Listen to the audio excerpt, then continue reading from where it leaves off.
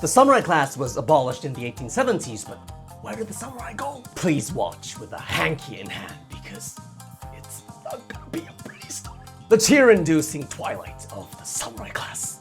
Hi, I'm Kyota, an author on Japanese culture, folklore, and history. One of my lifetime side quests is to show you that samurai were just the kinds of us, ordinary people who were bound by samurai code of conduct, rules, systems, and expectations. When you think about them that way, the samurai become exponentially more relatable. So today, as we face an era where we're not really sure what the world will look like next year, is AI going to take our jobs? Am I going to be okay? Am I going to be able to pay rent? The samurai were having the same kind of worry in the late 19th century when their era was ending. I'd like to give you a glimpse into the twilight hours of the samurai class and how it was doomsday for many samurai, but at the same time, for many other samurai, it turned out okay. What set them apart? There's a lot to learn from them. Samurai during the Edo period. For context, between the 17th and 19th centuries, a period known as the Edo period, there was rigid classism between samurai and commoners. It was a peaceful time, so it became difficult to justify the value of military specialists, namely the samurai. So they had to reinforce class differences to maintain their authority.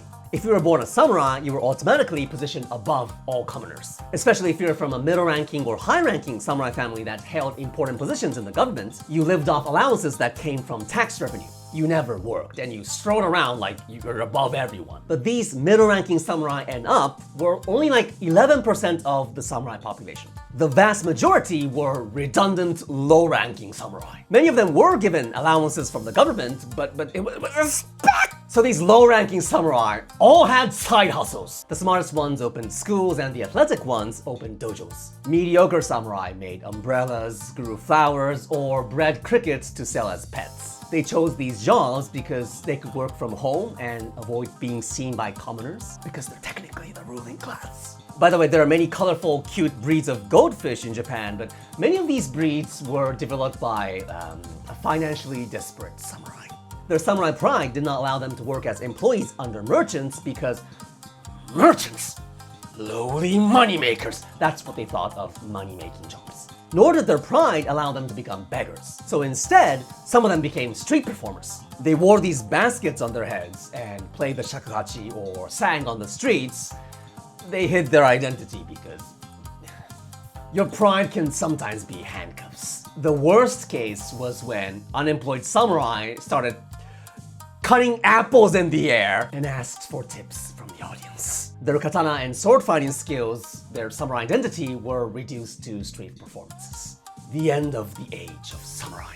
So what happened to these high-ranking, middle-ranking, and low-ranking samurai when the samurai class was abolished? For details on how the samurai age ended, please check out my book, Underdogs of Japanese History. A third of this book is about how it all happened.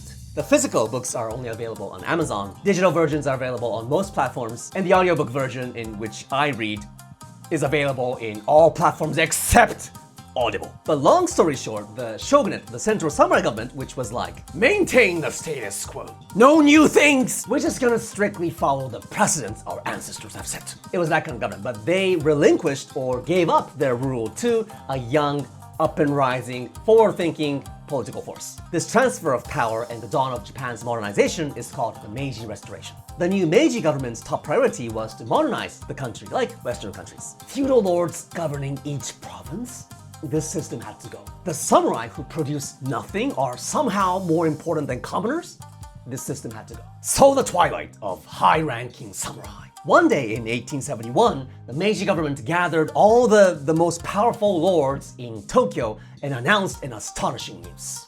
Thank you for gathering on this beautiful day. What do you want from us? Thank you for asking. We just wanted all of you, the lords of the 270 or so domains of Japan, to be the first to hear this. We're kind of going to abolish the feudal system, and we all need you all to step down. What? Did you think we were so docile as to accept such an unreasonable decree without rising up in a...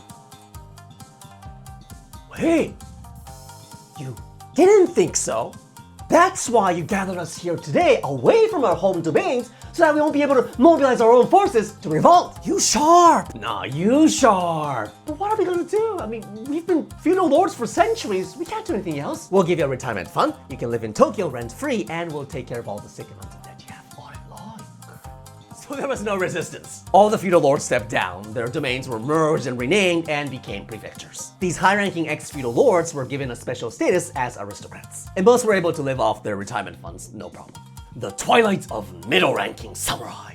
In a way, the abolishment of the samurai class hit the middle-ranking samurai hardest. They threw the biggest tantrums. These were samurai from families that held semi-important posts for generations, and they could totally live off their allowances. So they had never done any real labor, and they were really proud about their samurai identity. But unlike the high-ranking samurai, they were given a more modest retirement package. They could support themselves with it for a few years, but they had to figure out ways to make income. This turned out to be a huge disaster. Many of them tried to start a business, but proud samurai and customer service were like oil and water. You passerby, buy this tea. What? What kind of tea is it? It's tea from Shizuoka. I can't hear you. It's tea from Shizuoka! And why should I buy it? Samurai do not use words to trick people into spending money. Excuse me, there's no samurai anymore. You're just an unconvincing salesperson now. Ex-samurai, welcome to reality. So most ex-samurai startups went out of business in lightning speed. Some were able to get a job as a policeman, but the job was open to anyone, not just samurai, because there was no classism anymore. Recruitment was strictly based on competence and not prestige. So when they found that even people who had been discriminated before were working alongside them as policemen, some ex-middle-ranking samurai could not stand working with them, so they just quit. The Meiji government offered ex-samurai jobs to cultivate new land, but these middle-ranking samurai, they couldn't stand the idea of doing labor, so they just quit. So these dicks tumbled down the social hierarchy and joined the needy. So pride is the first thing we need to lose as soon as it becomes irrelevant. The twilight of low-ranking samurai. Now, the end of the samurai class meant something different for low-ranking samurai. They were also given a retirement package, but just as their allowances before, these packages were tiny. But these low-ranking samurai were already part of the labor force even before the Meiji Restoration. They were craftsmen, farmers, and teachers with the status of samurai just in name. So when the samurai class was abolished, some of them were like, okay. And I bet some of them were like, I'm free.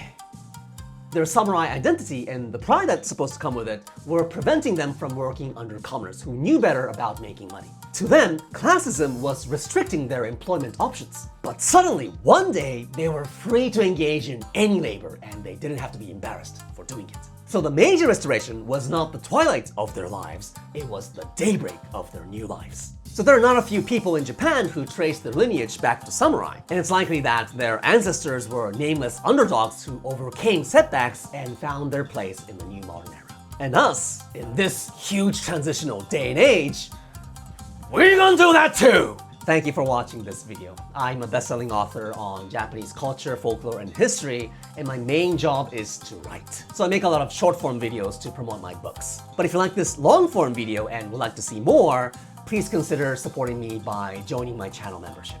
It will directly influence how often I make videos as opposed to writing instead. And please check out my best-selling books on Japanese culture and history. Until next time.